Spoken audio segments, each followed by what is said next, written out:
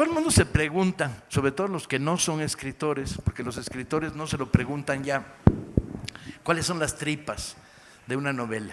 ¿Cómo cocinas? ¿Cómo elaboras? ¿Cómo le haces? ¿De dónde salen las ideas? Como si las ideas estuvieran por ahí y tú nada más tendieras la antena para que bajaran. ¿Cuáles son los materiales que te impulsan a escribir? ¿Cuáles son los estímulos morales, materiales, económicos que hacen a un escritor un escritor? ¿Cómo se ve a sí mismo un escritor frente al mundo en el que vive? ¿Por qué piensa que la literatura es más o menos o mucho o fundamental o importante? ¿O cómo piensa que si no escribe se muere? ¿O cómo piensa que si sigue escribiendo se va a morir? Detrás de cada novela, de cada libro de cuentos, de cada narración que llega a sus manos, hay un ciudadano común y corriente, ciudadano o ciudadana común y corriente, más común que corriente, corriente los búlgaros y los vulgares que no son de Bulgaria, menos corriente de lo habitual, que tiene un oficio, una técnica, sabe hacer ciertas cosas. Yo no concibo una sociedad sin maestros, sin médicos y sin albañiles. Pero si me lo preguntan seriamente, seriamente respondo que no concibo una sociedad sin escritores. Fajardo, ataca. Muy buenas. Como siempre, Paco Ignacio tiene esta costumbre. Él saca un pequeño tema, subdividido en 12.000 temas, y a continuación dice, Fajardo, ataca. Gracias, querido. Bueno, voy a ver cómo manejo todas esas pelotas que han lanzado al aire. En primer lugar, buenas tardes, noches. Estoy muy feliz de que no haya el microclima de la plaza delegacional de Azcapotzalco nos haya dado una tregua esta noche, porque lleva soplando un vientecito helado 3 días, así que se está bien. Cuando uno escribe, pues esto es que hablar de la cocina de un escritor es, en mi caso, es particularmente divertido e interesante, porque a mí lo que de verdad se me da bien en la vida es cocinar. No escribir, cocinar directamente, ¿no? Y muchas veces pienso que la literatura y la cocina tienen muchas cosas en común. Son como actividades que en cierto modo son actividades paralelas. Hay una primera actividad un primer rasgo que para mí apuntaría, es que lo que nosotros buscamos es, como un cocinero, dar placer. Uno come para, no solamente, es raro que alguien coma porque quiere seguir, para vivir, diciendo, no, yo me alimento exclusivamente porque tengo que seguir vivo, si no como me muero. Normalmente uno come y transforma ese acto biológico en un momento de placer, es decir, en un placer para sí, pero también un placer para los demás. La comida, como el cine, como el sexo, son 3 actividades que se pueden hacer en solitario, pero son más interesantes en compañía. Entonces, el placer es mayor siempre. Entonces, por lo menos yo como escritor, escribo en primer lugar para divertirme yo, porque disfruto escribiendo. Pero no puedo evitar pensar todo el tiempo en el posible disfrute de quien me vaya a leer. No es que piense en nadie en particular, pero siempre tengo en la cabeza rondándome la idea de que alguien más va a leer ese texto y mi deseo de que esa lectura sea un acto placentero. Placentero no solamente en el sentido de que provoque distracción, sino también que provoque otro tipo de placer que para mí es tan importante como el de reírse o el de distraerse, que es el placer de pensar. Pensar es divertido. Pensar da gusto. Cuando uno comprende algo, cuando uno descubre algo, cuando uno se hace una pregunta y atisba una respuesta, eso es un verdadero placer. Y a mí me gusta la literatura que trata de motivar, de hacer pensar a los demás, porque en realidad cuando yo escribo lo que hago es plantearme todas las preguntas que me inquietan. Yo no escribo tanto para darme respuestas, que es muy difícil dárselas, como para plantearme aquellas preguntas, aquellas dudas, aquellos aspectos de mi vida y de la vida colectiva que me inquietan, que me preocupan o sobre los que me gustaría tener alguna idea más clara, ¿no? Y a partir de ese sentimiento, de esa búsqueda del placer en la escritura, en el placer del idioma, el placer de la lengua, pero también el placer del pensamiento, pues es como empiezo a trabajar los libros. Entonces, en mi caso, los libros, y en esto yo sé que hay diferencias entre nosotros, por ejemplo, con Carla Suárez, que la conozco bien y sé que tenemos motivaciones o aproximaciones distintas a la literatura, yo suelo partir de un estado de ánimo, de un sentimiento, más que de una historia. La historia, en mi caso, se va construyendo después. Ni siquiera tengo propiamente dicho un personaje o una voz, sino más bien algo que me oprime, algo que tengo dentro y que necesito sacar fuera. Puede ser, por ejemplo, por poner un ejemplo, en mi primera novela, Carta del fin del mundo, es una novela que transcurre, que verán que no tiene nada que ver aparentemente conmigo, transcurre en el momento del descubrimiento de América por Cristóbal Colón, cuando Colón deja a 39 hombres en la isla de la Española y regresa a España para dar cuenta de su viaje, ¿no? Y aquellos 39 hombres se quedan solos en ese mundo y nunca más se supo qué fue de ellos. Yo fui a dar con esa historia, no porque me plantease hacer una novela histórica sobre el descubrimiento de Colón, sino porque en ese momento en mi vida yo tenía un sentimiento fuertísimo de soledad. Acababa de separarme de mi mujer, mi compañera de aquellos años, y por casualidad di con una lectura que hablaba de aquellos hombres perdidos en aquella tierra. Y pensé, caramba, eso sí que es la soledad extrema, ¿no? Es decir, estás en un sitio donde no entiendes nada de nadie, hablan una lengua que desconoces, encima estás equivocado porque tú te crees que estás en la costa de Japón o de China y estás en un sitio que ni sabías que existía. Pero esa historia me interesó porque lo que yo ya llevaba dentro era esa preocupación por la soledad, esa necesidad de pensar, de reflexionar sobre el sentimiento de la soledad. Que es, digamos, que es a partir de ahí es como yo empiezo a trabajar los libros. Un poco para introducirles a ustedes, en el mejor sentido de la palabra y no en el sentido alburero, a José Manuel Fajardo. José Manuel es un personaje y tenerlo aquí para la Feria de Libros Azcapotzalco es un verdadero orgullo. Periodista comunista en su juventud, muy comunista y muy periodista. Periodista de combate en los años de la caída y la transición del franquismo en España. Se convirtió con 3 novelas en uno de los fundadores, junto con Mateo Sagasta, yo diría, de la nueva novela histórica que se produjo en España en estos últimos 20 años. Su novela sobre el Converso, a mi gusto, la mejor novela de la serie de 3 que tocan temas históricos, tuvo un fuerte impacto, porque era la primera vez en que desde España se escribía con mirada latinoamericana. Fajardo había logrado, quizá por ser de origen marginal y andaluz, aunque no lo parece, porque tantos años andar recorriendo el mundo le quitaron lo andaluz, pero no lo marginal, había aportado a la narrativa española, que era un país en aquellos años eurocéntrico a lo pendejo, eurocéntrico a lo tonto. La lógica de estamos entrando en Europa, somos primer mundo, dominaba la sociedad española de una manera muy babosa. Y Fajardo venía a contracorriente diciéndole españoles nosotros, pero también ellos. Y el ellos era América Latina y nosotros.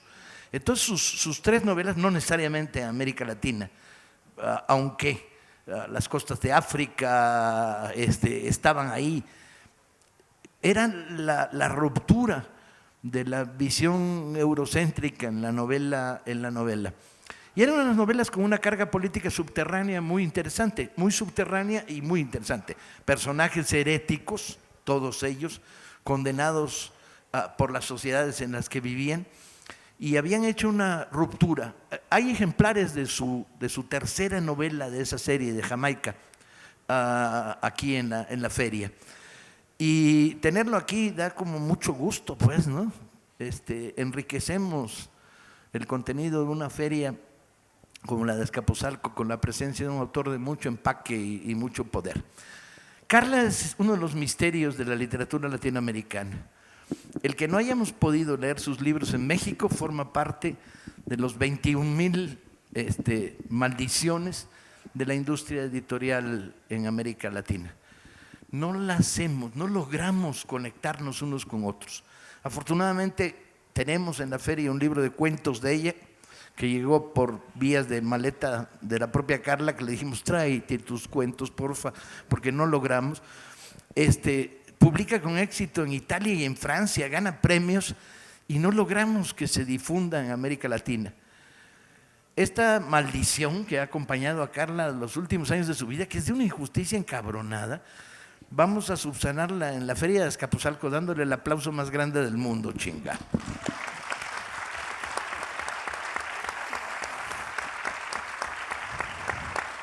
Pero para nosotros es otro motivo de placer y de orgullo tener una narradora que tiene fama de rompedora, de rasposa, de dura, de mala leche. Tenerla en nuestras filas es un verdadero placer.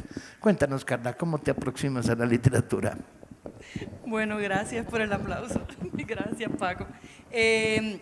A ver, yo empecé a escribir desde que era niña, ¿no? Pero a mí lo que me gustaba era inventar historias. Y entonces, cuando era niña nunca había pensado, ni siquiera pensaba que existía detrás de una historia una persona, un escritor, un libro, o sea, no. Mi casa, yo sí crecí en una casa rodeada de libros porque mi madre era profesora de literatura, entonces para mí eso era como normal, ¿no? Pero mi sueño desde chiquita era estudiar ciencias porque me gustaban las matemáticas y yo iba a ser una gran científica, ese era mi futuro, pero clarísimo para mí. Lo que pasa es que no podía no inventar historias y escribía historias, las inventaba. Y entonces cuando era niña, por ejemplo, mi hermana leía muchísimo, yo leía menos porque en lugar de estar leyendo el libro de otro, yo me inventaba mis historias. Y mi mamá siempre me corregía todos los cuentos que yo hacía porque tenía mucha falta de ortografía y todo eso. Y me decía, tú, pero tienes que seguir leyendo, no sé qué. Y yo, sí, bueno. Después empecé a leer y empecé a leer con toda la obsesión que uno empieza cuando uno empieza a leer, ¿no? Y siempre seguí escribiendo historias, pero era una cosa que me sucedía, que me hacía falta, Era mucho más divertida la vida para mí si yo inventaba una historia. Y entonces si contaba algo, si encontraba a alguien o no sé, o oía a mi mamá hablando con una vecina, por ejemplo, entonces yo escribía la historia, el diálogo entre las dos. Era una cosa muy divertida. Y yo, de hecho, seguí viviendo con esa parte divertida de mi vida. Y yo me fui a estudiar en ciencias, porque yo iba a ser científica, y yo estudié ingeniería electrónica, y yo me gradué de ingeniería electrónica, y yo durante muchos años trabajé como ingeniero electrónico, y ahora porque yo siempre digo, yo tengo mucho pelo, pero es porque son como antenas que cada una está apuntando para un lugar distinto, ¿no? Porque luego estudié música, hice muchas cosas, y luego yo ahora, por ejemplo, todavía sigo haciendo cosas de informática, porque esa partecita no la voy a perder, pero cada vez más fue ganando importancia y terreno en mi vida la escritura. Y seguí, cuando estaba en la universidad, por ejemplo, había un club, estaba en una universidad politécnica, entonces todos íbamos a ser ingenieros o arquitectos.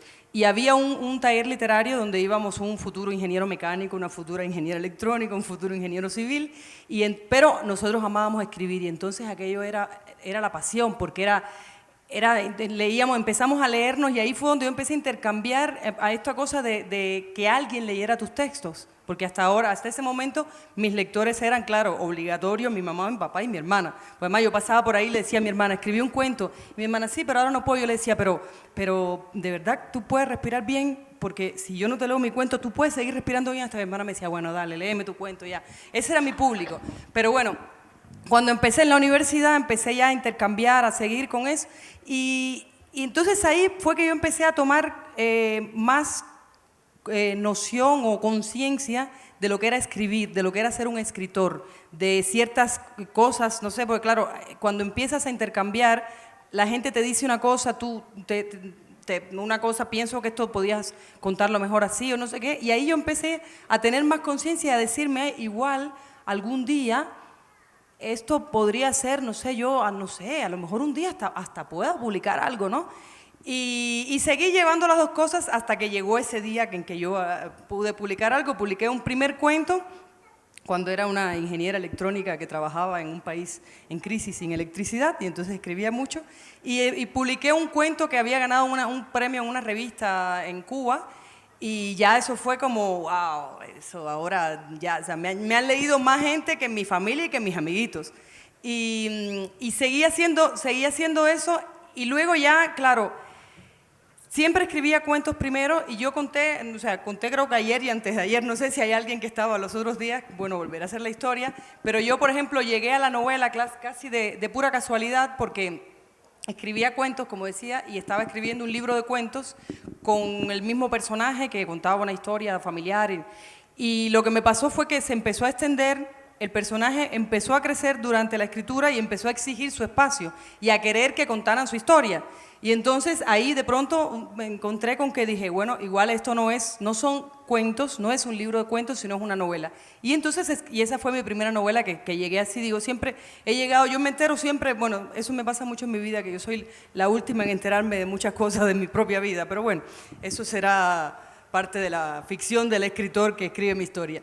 Y entonces, así, luego ya, ahora, por ejemplo, yo para escribir una novela, ahora sigo escribiendo cuentos y novelas, pero el proceso por ejemplo, cómo nace un cuento y cómo nace una novela para mí es completamente distinto, porque un cuento nace de cualquier cosa, de una música, ayer hablábamos de la música, de una música que escuché, o de una frase que dijo alguien, o de una persona que me pasó, que me crucé por la calle y lo vi.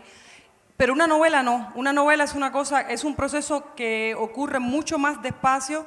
A veces, la primera parte yo creo que es una cosa bastante inconsciente, porque yo empiezo a sentir la voz de alguien, o sea, es alguien como que empieza a reclamar su historia, y la historia empieza a formarse cerca de mí, pero no encima de mí, como yo voy así como recibiendo, ¿no? Entonces, pero entro como un poco parecido a lo que decías tú de estado de ánimo, pero claro, a mí me pasa al revés, ¿no? Primero, yo después entro en el estado de ánimo, porque claro, cuando estás ya montado en una historia que te interesa, porque yo parto de la historia de un personaje y luego tomo esa historia de ese personaje para contar cosas que me interesan, por ejemplo, de mi país, o momentos determinados de la historia de mi país, pero siempre nace primero el personaje, que es el que quiere contar su historia, que esa es la historia, no es la gran historia universal, a través de él quizás que cuente más cosas de la gran historia, pero me interesan las vidas de las personas. Y es así, o sea, empieza esto a formarse, entonces yo de pronto todas las antenas se ponen en función de lo que yo estoy escribiendo. Ahora yo, por ejemplo, estoy escribiendo una novela sobre la presencia de los cubanos en las guerras africanas y particularmente en Angola.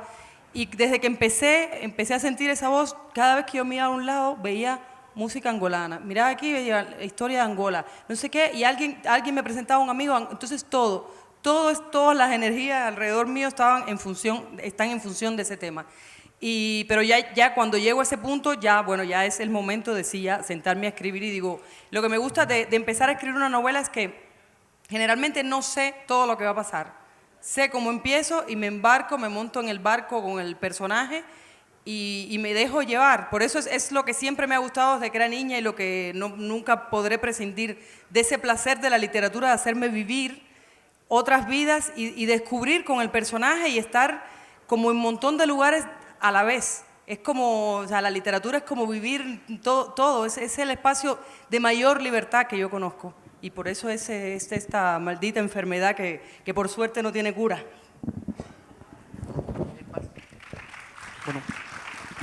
Bueno, buenas noches a todos.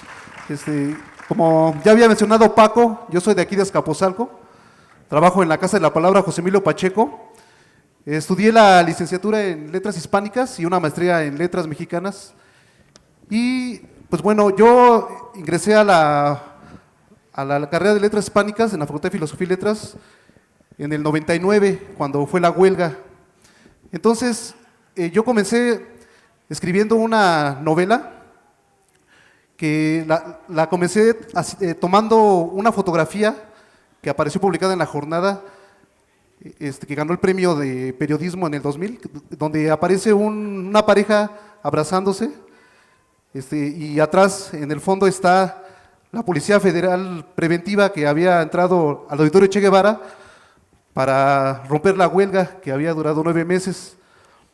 El relato que yo había escrito era a partir de una historia de amor, era una historia con un tema erótico, y de fondo estaba todo el problema político alrededor de esta novela, toda la situación social y política que había enmarcado este movimiento estudiantil.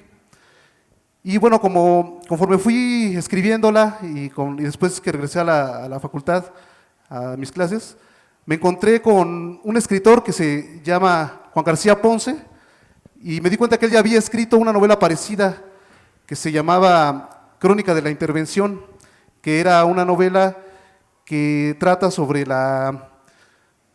movimiento estudiantil en 1968.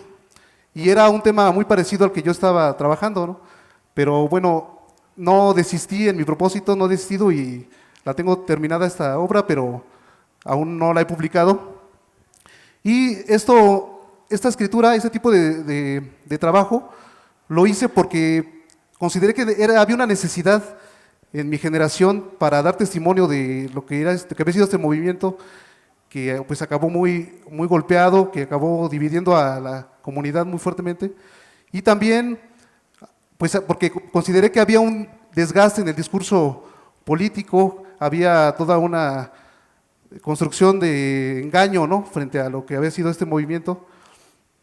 Y lo que me dediqué haciendo después, lo que me motivó mi trabajo de escritura, fue el estudio de esa generación, la generación nacida de los años 30, que unos han definido que es la generación del medio siglo, otros la generación de la Casa del Lago, etcétera. Pero a mí me interesó, de manera, coincidían que la mayoría de escritores que yo había estudiado habían nacido en los años 30. Entre ellos está pues Juan García Ponce, Juan Vicente Melo, José Emilio Pacheco, Fernando del Paso, toda una generación muy, muy importante. Y posteriormente lo que me fue motivando a la escritura personal fue la escritura de ensayo, con un objetivo más hacia el periodismo literario, que es lo que me estoy enfocando a hacer en esos momentos, porque considero que ese tipo de escritura tiene la capacidad de llegar a un público más amplio y puede tratar temas que son muy importantes para nuestra época. Entonces, aprovechando pues que en esos momentos hay un ataque frontal contra los periodistas, en el caso de Carmen Aristegui, me gustaría también comentar un poco sobre otro escritor que me está interesando mucho, que es Fernando del Paso, quien recientemente recibió el premio José Emilio Pacheco y que nos regaló un escrito también muy profundo sobre la realidad de nuestro país. Fernando del Paso también sufrió una censura cuando él fue conductor en la BBC de Londres de los temas de América Latina. Él cubrió para la revista Proceso, y también en la BBC de Londres, el tema de la Guerra de las Malvinas, y él pues tuvo un claro posicionamiento hacia América Latina. Fernando del Paso, más que enfocarse como al tema de México, pienso que se enfocó al tema de América Latina en general, con una visión que él mismo ha definido como descolonizadora. Entonces, al igual que Fernando del Paso, también pienso que José Emilio Pacheco también, en toda su escritura ensayística, que apareció en muchos suplementos culturales, él escribió también en Proceso, desde que se dio también ese golpe al Excelsior, cuando estaba Julio Scherer como director. También José Emilio Pacheco comenzó a escribir ahí, desde el primer número hasta el último texto que escribió al poeta Juan Gelman. Y también en la lectura que yo he hecho de la obra ensayística de José Emilio Pacheco, me doy cuenta de esta capacidad que él tenía para hablar de temas muy específicos de literatura, de cultura, de arte, y también motivar a la reflexión a un público muy especializado en literatura, a un público también especializado en temas de política y al público en general, ¿no? Entonces, por eso considero que en esos momentos a mí me está interesando mucho la escritura ensayística, y así es lo que yo he tratado de ir escribiendo en esos momentos, pues se me hace que es muy importante, ¿no?, como una forma de comunicación entre el lector, entre la obra y el escritor, ¿no?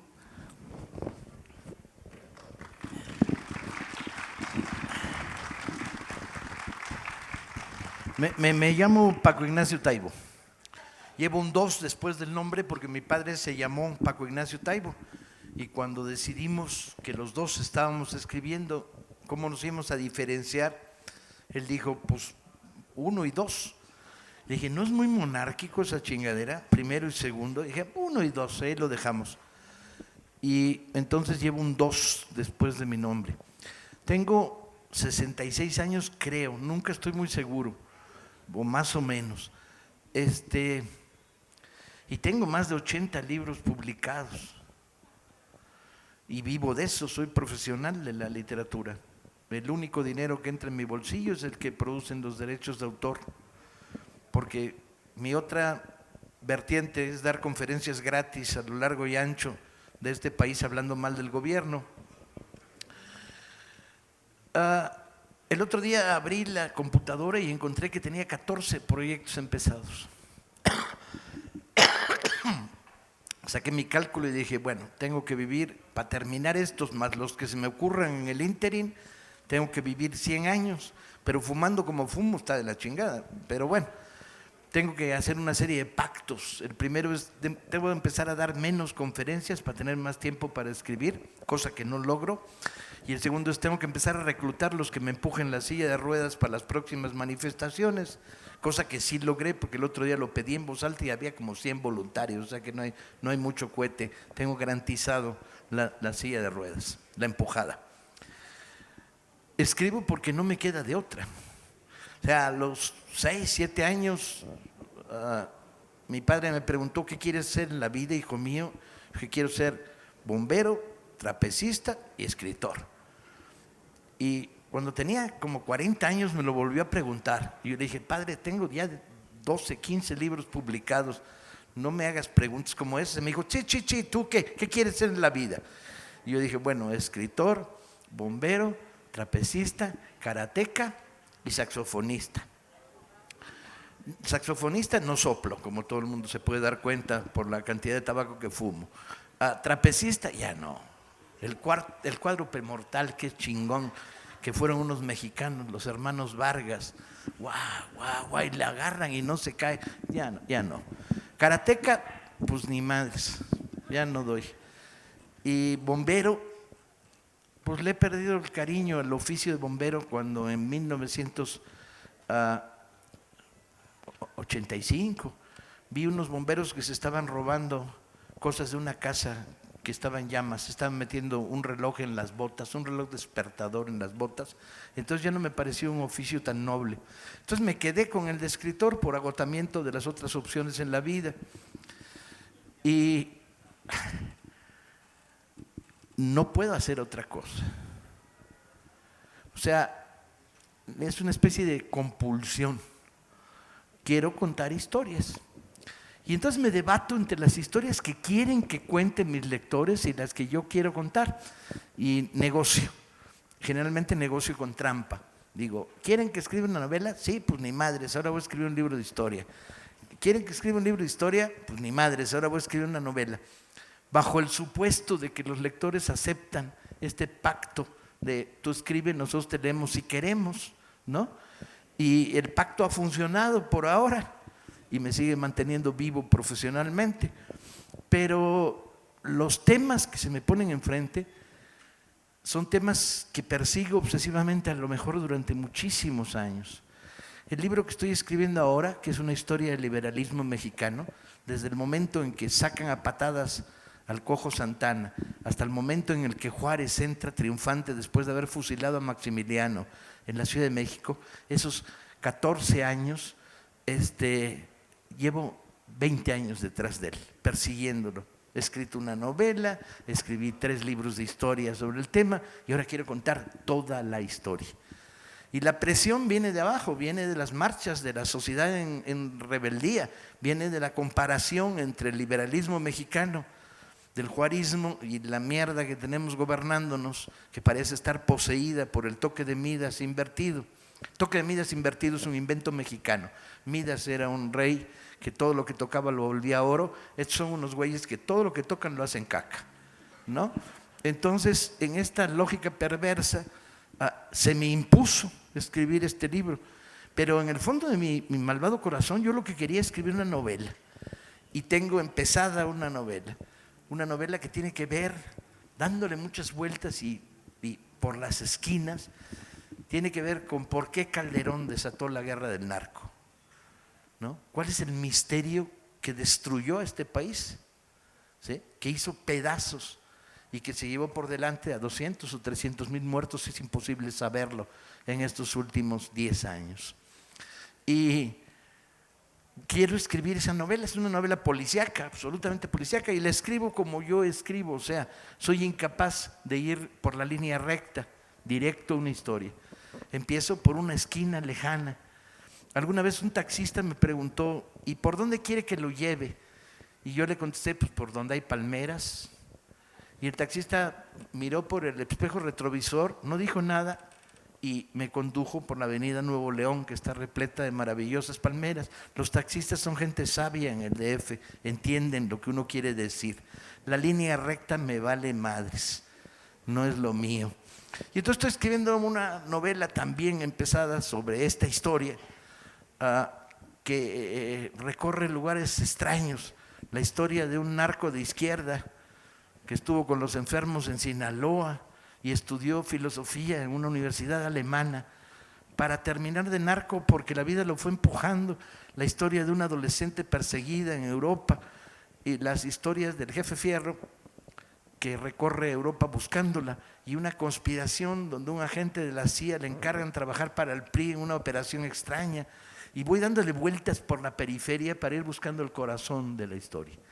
Muchas veces lo que me gusta más cuando hago novela es buscarle las esquinas a la historia, las rutas de desvío, las historias paralelas que construyen país, atmósfera, ambiente, personajes, y no dejarme encapsular o atrapar por la anécdota simple que va surgiendo de la combinación de varias historias. Escribo compulsivamente en las mañanas y en las noches, y cuando no suena el teléfono, que es raro que no suene. Todo el problema es que hasta ahora no han descubierto mis múltiples amigos, periodistas conocidos, que estoy escribiendo en las mañanas, porque en el momento en que lo descubran me chingaron otra vez. Tienen la impresión de que escribo de madrugada y les da pena hablar a las 3 de la madrugada en mi casa por teléfono. Pero manténganlo en secreto, por favor, ¿no? Y estoy escribiendo en las mañanas y en las noches. Y el momento de sentarte a escribir es un momento apasionante en el cual las ideas empiezan a convertirse en frases, en construcciones. Soy un fanático del barroco. Me gustan las historias complicadas y al mismo tiempo soy un fanático de un lenguaje lo más llano posible, aunque lo más poético posible a la hora de describir, que me permita no enturbiar el curso de la novela, que ya de por sí se vuelve complicada. A la pregunta de ¿qué quisiera usted hacer cuando sea grande? Sigo contestando, ya dejé lo de karateca y trapecista, sigo contestando, cuando sea grande yo quiero ser escritor.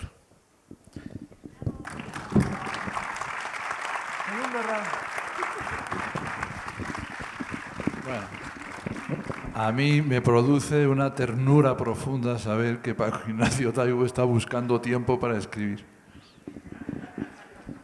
Para mí es un misterio total. Yo siempre pensaba que existía las 3 dimensiones, la 4ª dimensión, el tiempo, que ya estaba como regulada por la ciencia ficción y todo esto.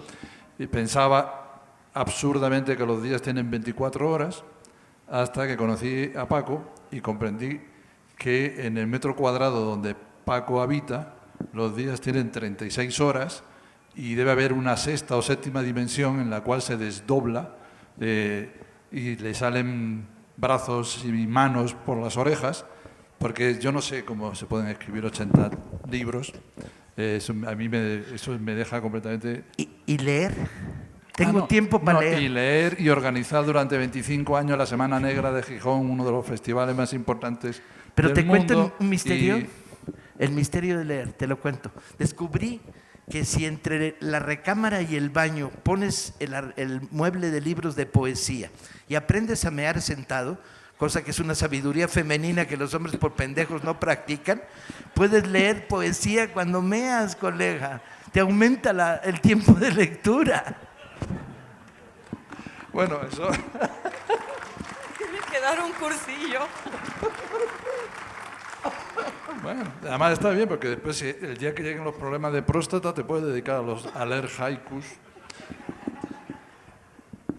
Pues eso a mí me produce una gran ternura, francamente. O sea, yo soy de una lentitud tortuguera,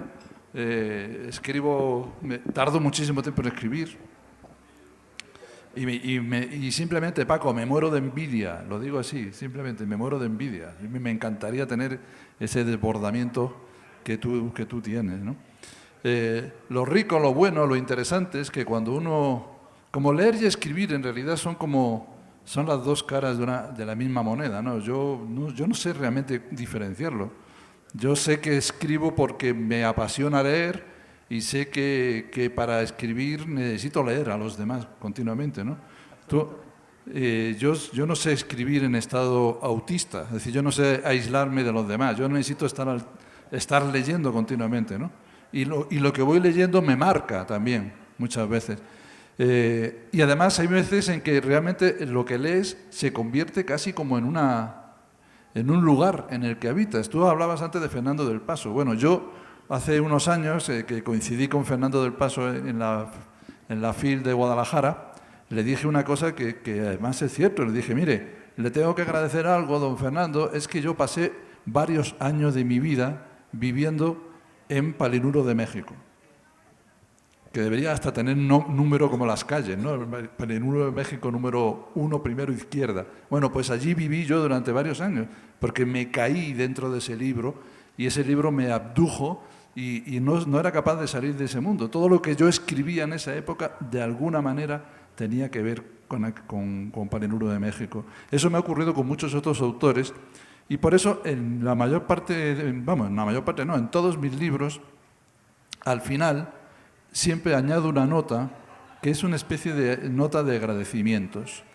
en el que explicito a qué autores les he robado ideas, personajes, circunstancias, metáforas, frases, porque yo creo que un autor tiene derecho, y diría casi obligación, de aprovechar el talento de los otros, de nutrirse del talento de los otros. Entonces, en mis libros, pues yo, por ejemplo, en el libro El Converso que tú hablabas, ¿no? Es un libro que transcurre en el siglo XVII, una historia de piratas que transcurre en el Caribe y la costa africana, pasando por España y por Inglaterra.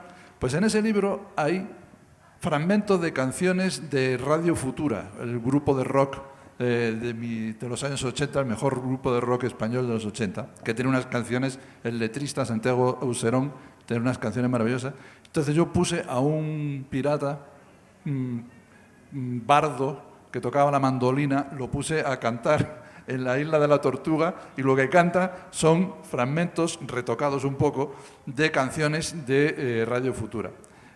Utilicé versos de Francisco de Quevedo para describir los bajos fondos del Madrid de la época, ¿no? Por ejemplo, utilizando, es un verso un poco, describiendo el mundo de los prostíbulos de la época, pues cité un verso de Quevedo ligeramente transformado que decía, después de enumerar todos los nombres, como eran conocidas las prostitutas de la época, decía, en definitiva, mujeres que sabían a pie juntillas lo que ganaban a pies abiertos, que es usando... y eso procede de un verso de Francisco de Quevedo. Utilicé fragmentos de Paul Auster.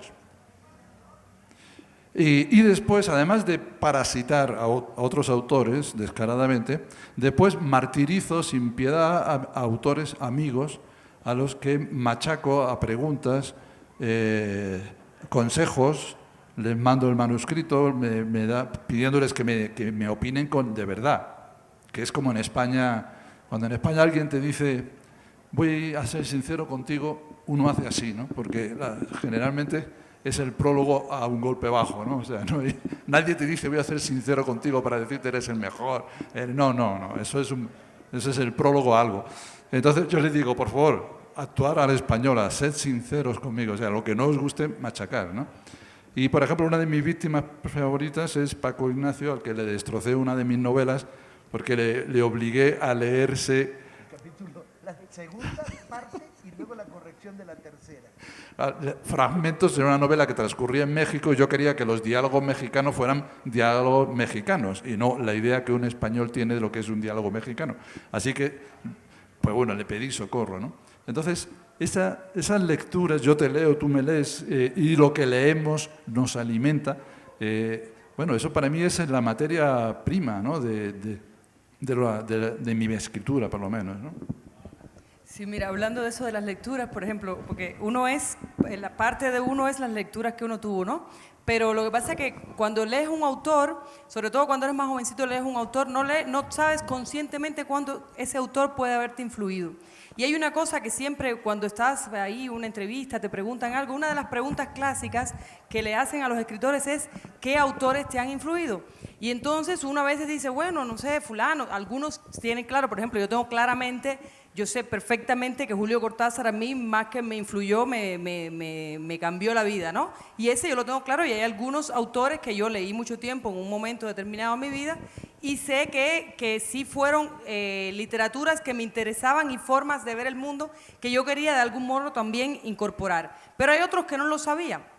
Y entonces a mí me pasó, por ejemplo, una vez, cuando yo estuve viviendo en París unos años y cuando llegué, dije, me voy a leer para empezar a aprender bien francés y todo, ¿no? Voy a empezar a leerme autores franceses que ya leí cuando era más jovencita, y me los voy a leer ahora en francés porque, bueno, son historias que ya conozco, pero así practico el idioma. Y empecé por Camus, que era un autor que yo había leído, dije, me voy a leer El extranjero, pero en francés. Ah, qué bien. Y empiezo a leer, y cuál no fue mi gran decepción cuando yo descubrí que ese hombre me había marcado profundamente el pensamiento, la manera de pensar, la manera de razonar un montón de cosas, ideas que yo estaba absolutamente convencida de que eran mías, no eran mías, eran de él. Y entonces yo le decía, Albert, por favor, no me hagas esto, porque me estás destruyendo a mí misma, no me hagas esto, no lo sabía. O sea, no sabía cuánto leer, luego empecé por El extranjero, después seguí La caída, después, cada vez que leía un libro descubría que había algo que yo había incorporado de ese autor. Y entonces después dije, ya no, mira, ciertos autores ya no lo voy a leer más porque si no, de verdad voy a tener una opinión muy mala de mí. Voy a decir, mira, niña, dedícate a la ingeniería porque la verdad es que todas las ideas son... Pero es cierto lo que tú decías, cuando uno lee un autor, lo incorporas esas cosas, aprendes, te enseñan a mirar de otro modo y todo eso influye en tu forma de ser y como influye en tu forma de ser y en tu forma de pensar, influye en lo que escribes, lógicamente. Bueno, a lo mejor es que, perdona que tome la palabra un segundo, es que yo creo que hay autores que a uno le gustan, libros que te gustan cuando los lees. Y después yo creo que hay un tipo de libros que no los lees, son libros que te ocurren. O sea, como cuando te pones enfermo, te ocurre que te pusiste enfermo. O te enamoras, pues te enamoraste. O sea, hay libros que te pasan, que se transforman en experiencias, es decir, que se te quedan dentro y tú ya no eres la misma persona cuando terminas de leerlos. Eres otro. Bueno, has cambiado de alguna manera, pero has cambiado. A mí me pasó un par de historias muy extrañas. Una de ellas es, estoy escribiendo y digo, esta frase no es mía. Y entonces digo, ¿de quién coño es? Y pasan 2 años y cuando vuelvo sobre el texto digo, esta frase no es mía. Y pasan 5 años y descubro que es un poema de Blas de Otero, que se me quedó. Y la otra todavía más curiosa es, escribo un cuento, y el cuento es bien bonito. Félix Dzerzhinsky, el fundador de la Checa, el primer hombre en organizar el terror bolchevique contra la derecha y de pasada contra lo que se le puso enfrente, muere de enfermedad. Y yo escribo un cuento en el cual Félix Dzerzhinsky no muere, se hace simular la muerte, desaparece y termina en Hollywood de chofer de Lana Turner. Y entonces cuento la historia. Y de repente digo, coño, esta historia no es mía.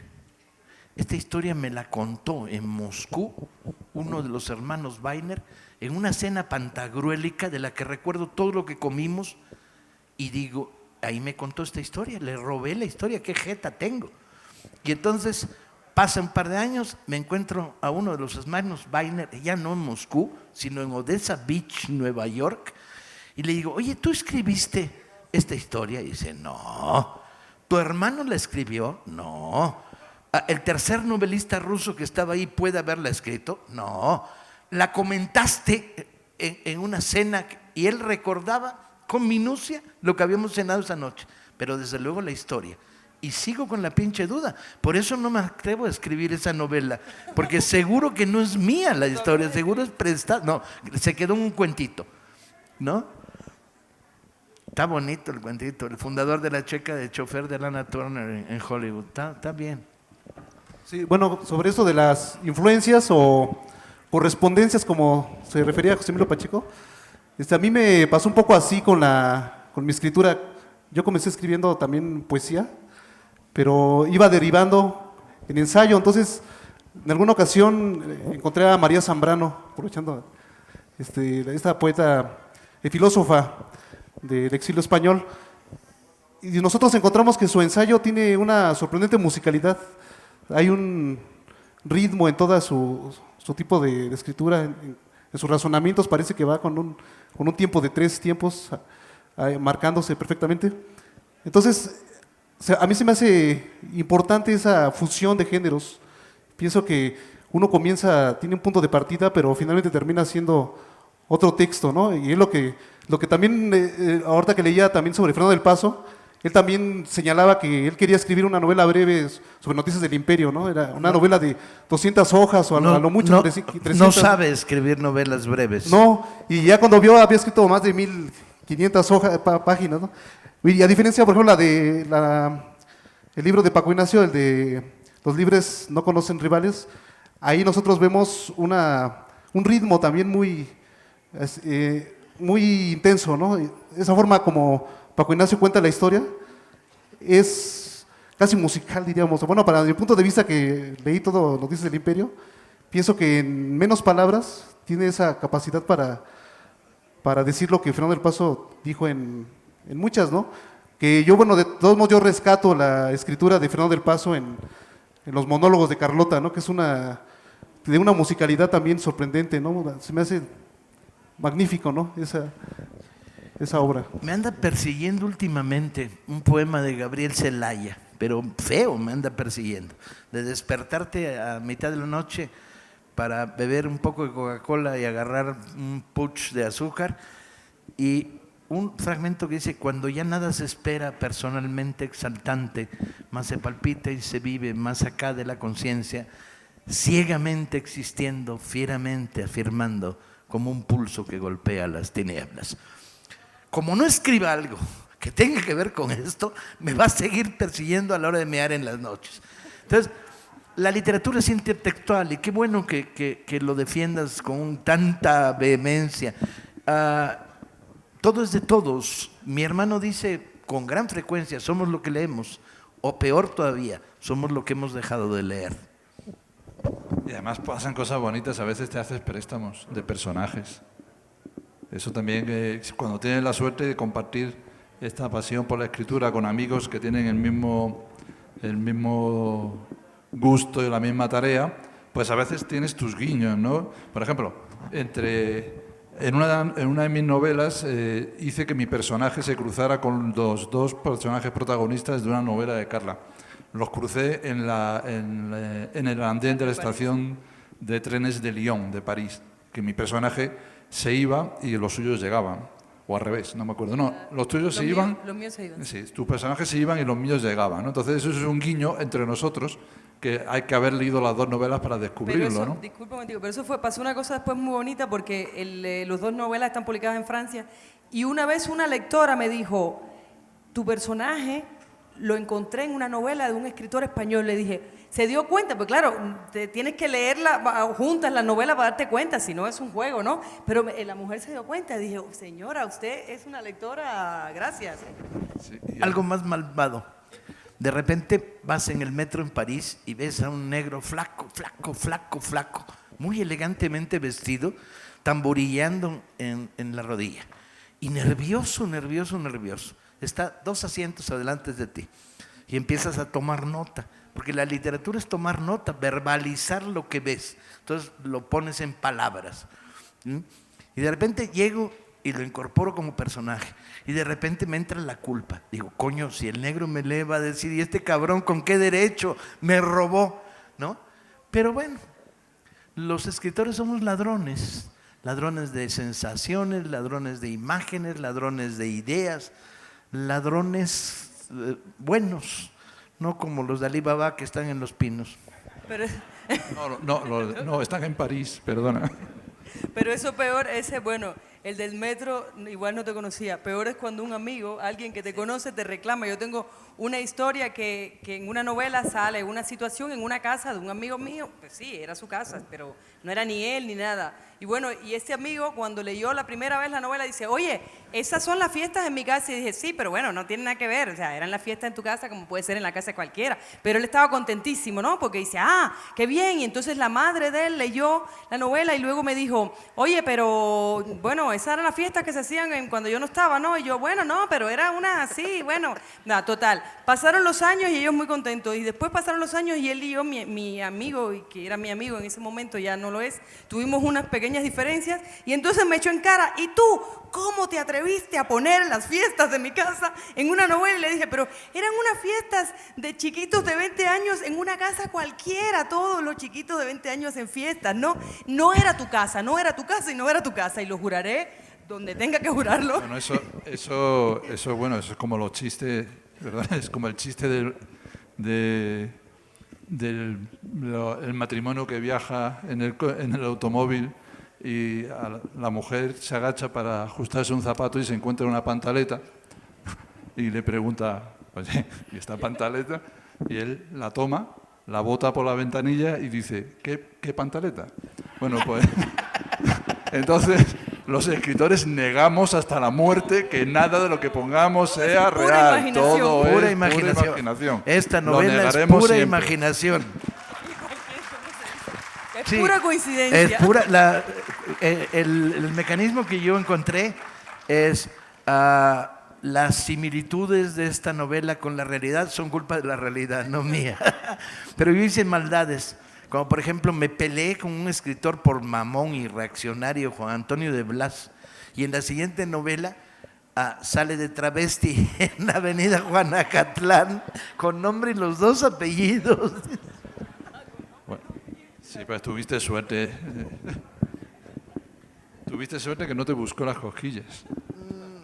Bien, pues una consulta. ¿Dónde estás, Paloma? Sí, pero una pregunta. ¿No vamos a repartir libros de Carla y de... Ya lo repartimos. ¿No repartieron el de Gerardo de la Torre? Sí. ¿No vamos a repartir? Hay que preguntarle a Paloma. ¿No vamos a repartir libros de Carla y de... Yo creo que quedan muchos, checa. A lo mejor con un poco de suerte les podemos regalar 2 libros, no 1.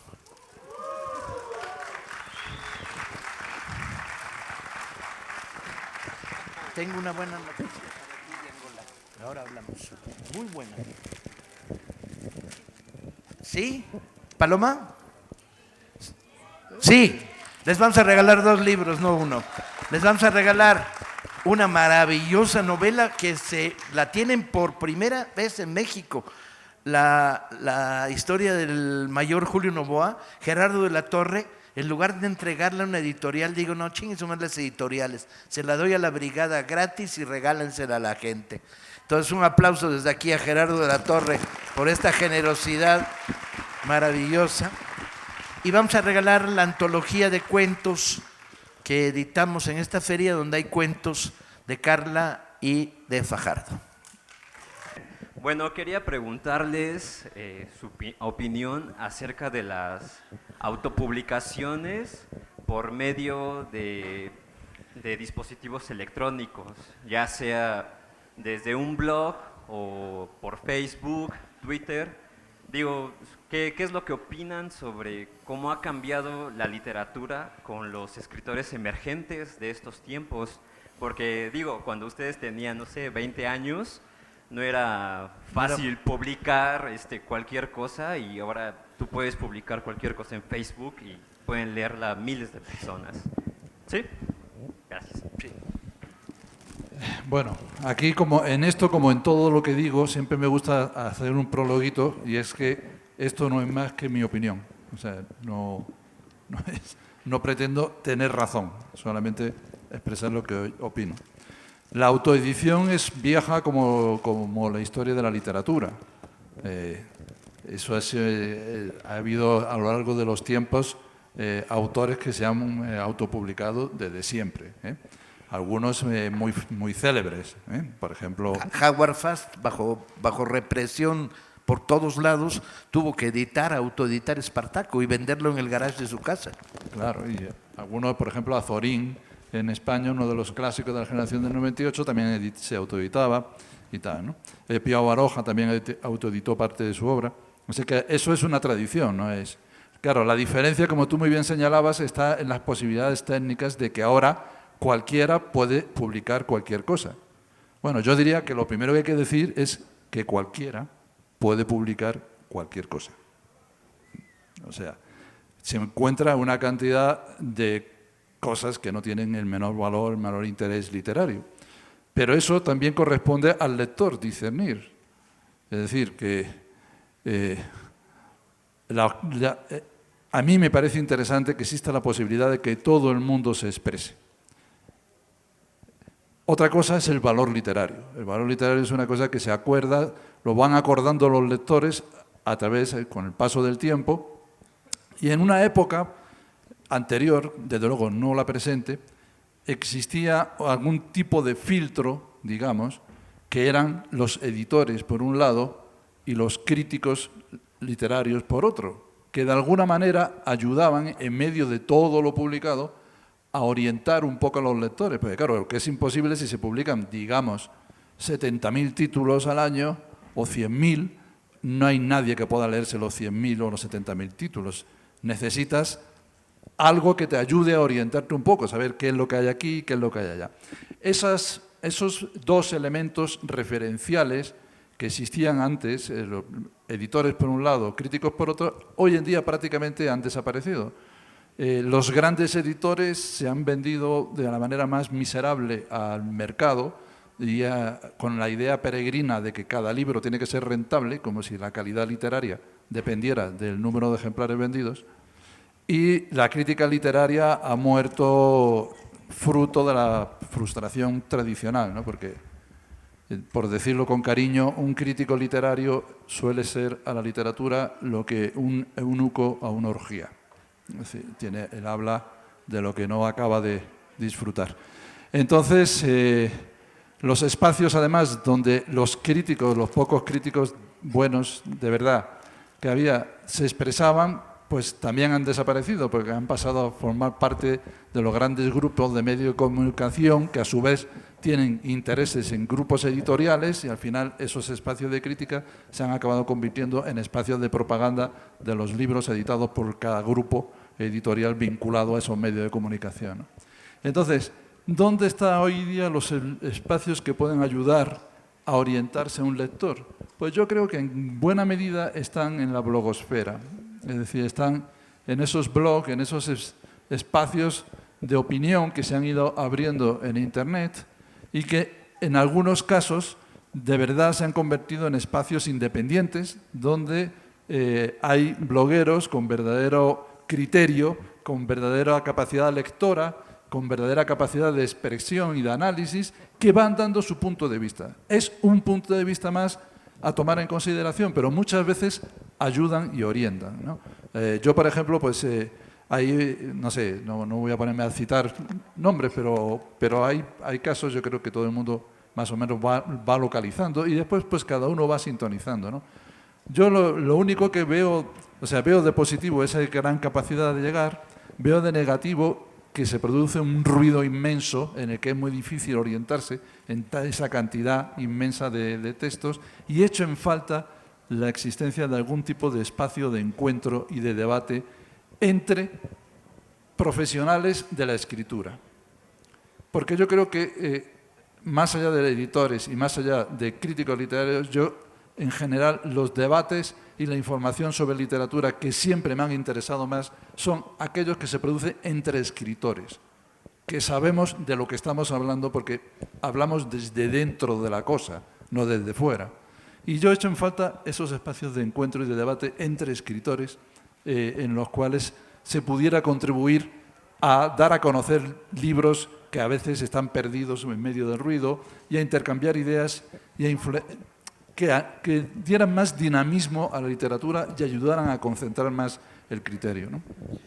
Bueno, pues sigue música, para decirles nada más que en la mesa donde ahora levantan la mano José Ramón, vamos a estar firmando que a la derecha hay libros míos al 50%, que cómprenlos porque tengo que llegar a los 100 años escribiendo, y hay libros de Carla y de José Manuel, y que esto es la 6ª edición de la Feria Internacional del Libro de Azcapotzalco. El Dios de los ateos nos proteja, vivan los libros. Culturales de la delegación Azcapotzalco a través de su página oficial que es www.azcapotzalco.gov.mx o a través del Facebook o Twitter. Así que si no tienes acceso a internet, no te preocupes, también puedes acudir a las oficinas de desarrollo social y pedir informes sobre todos los eventos Te regalen para la culturales. biblioteca. O sea, ¿no le puedo regalar un paquete de libros para la biblioteca?